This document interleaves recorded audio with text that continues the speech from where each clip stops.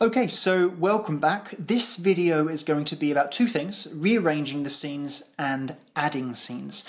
So first of all, rearranging scenes. This is quite simple. We'll stop this video here.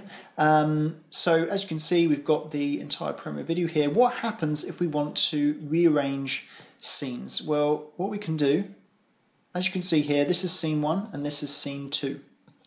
Okay, and then we've got the transition up there. We'll look into that in a separate video, but for now we'll focus on scene 1 and scene 2. So you can see here they take up 6 seconds in all. We'll pull this down just so we've got a bit more focus here. Let's say for this example, you might not want to do this of course, but you want to swap these. Well, all you've got to do is drag that one forward and this one back. And literally that's all you've got to do to rearrange scenes. Whoops. Sometimes you might need to zoom in a little more just to make sure that the transition here is instant. Of course, you may want to add an additional transition here, but just for this example, we can see that as soon as this one ends, this one begins, and it's as simple as that, and that one starts right at the beginning on the 0 frame. And that, in a nutshell, is how to rearrange scenes. So next up, adding scenes. How do we do this? Well, let's say, for example, we've got a 6-second scene.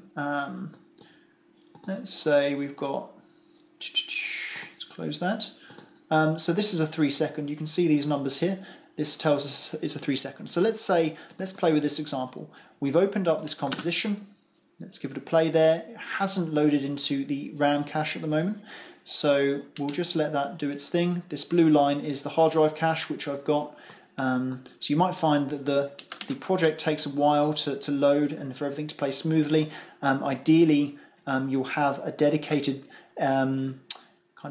partition on your hard drive or some space dedicated to caching all of these files. I'll just quickly show you that because it is quite an important thing to know. If you go to Edit, go to Preferences, go to Media and Disk Cache, you can see I've got 185 gigabytes here. The bigger that is, the better. Now I've actually, because I'm kind of mobile at the moment, I've actually got an external hard drive. Ideally you'd have an SSD.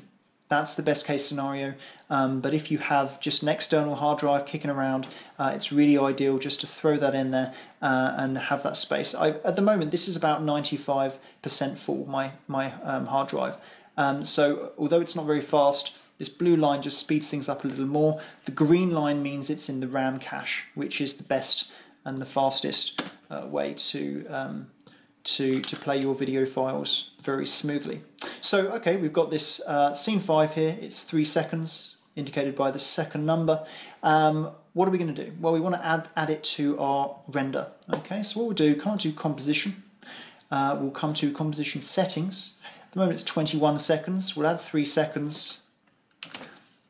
24, and now add just a little bit more time on here. And then we've got our scene. If we scroll down, you don't really need to pay attention to this. These are basically the dependencies, what scene 5 is dependent on. Okay, so you can customize these individually, and these are all found in the library as well as separate files. But you don't need to focus on them if you just want to edit the basic functionality here. What we're going to do is we're going to drag it down to here. It doesn't really matter where it is as long as it's not overlapping here. We're going to pull this forward. Whoops. Like that. We're going to just zoom in a little bit here.